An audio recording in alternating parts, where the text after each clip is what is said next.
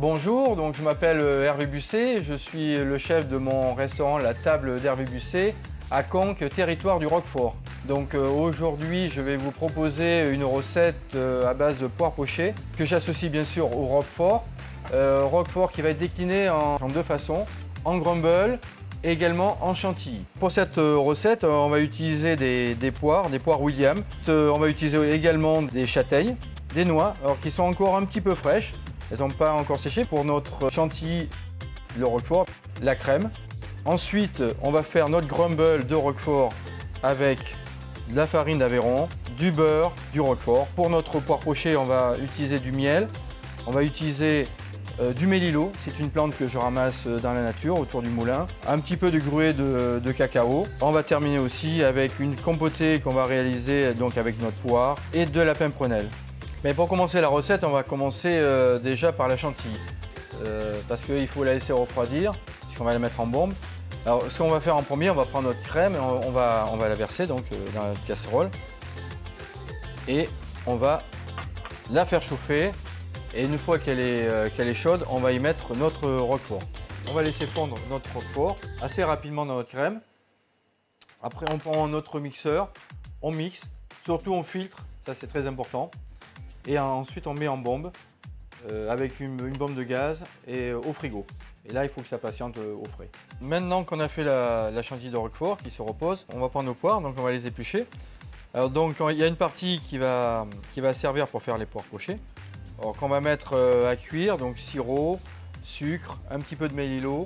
Et ensuite, on va y plonger nos poires entières pour environ 20 minutes de cuisson, suivant la grosseur des poires, bien sûr, et suivant si les poires sont plus ou moins mûres. Et la deuxième partie, on va faire des petits morceaux de poire et on va les faire compoter au miel. Donc maintenant qu'on a mis nos poires à pocher, on va réaliser notre crumble.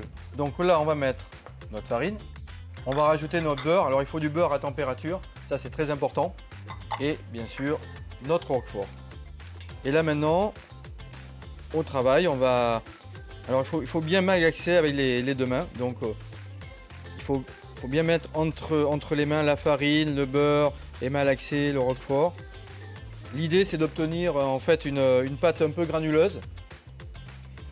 Alors sur le final, on peut faire justement jointer les deux mains et un petit peu granuler entre les deux mains comme ça. Voilà. Alors une fois qu'on en est à cette étape, on va le mettre sur une plaque et donc on aura préchauffé notre four à 175 degrés et on va laisser cuire environ 12 minutes. Donc après 12 minutes de cuisson au four, voilà ce qu'on obtient. On a bien notre crumble, on retrouve bien nos morceaux, la couleur. Pas trop foncé, pourquoi? Parce que si on a une couleur trop foncée, on va avoir trop d'amertume.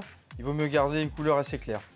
Bon, maintenant avec le crumble, eh bien, on a tous les éléments, donc on va pouvoir passer au dressage.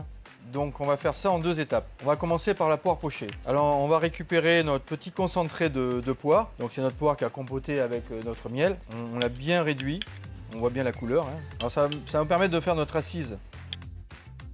On a récupéré nos poires maintenant qui sont cuites. On va les mettre entières et voilà, on la pose délicatement dessus.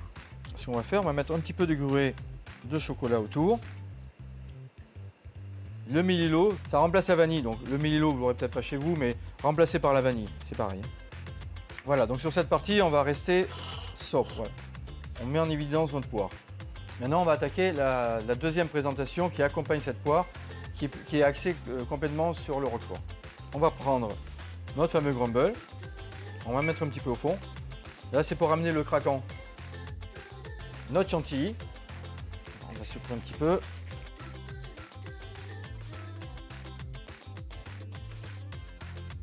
Voilà, si on est gourmand, on y va, on n'a pas peur. Maintenant, on va mettre nos chips de châtaigne, les noix, pareil.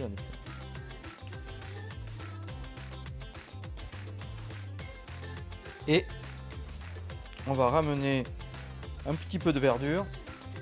Alors là, on est sur de la pimprenelle. Et voilà, notre duo de poire et Roquefort. Bon appétit!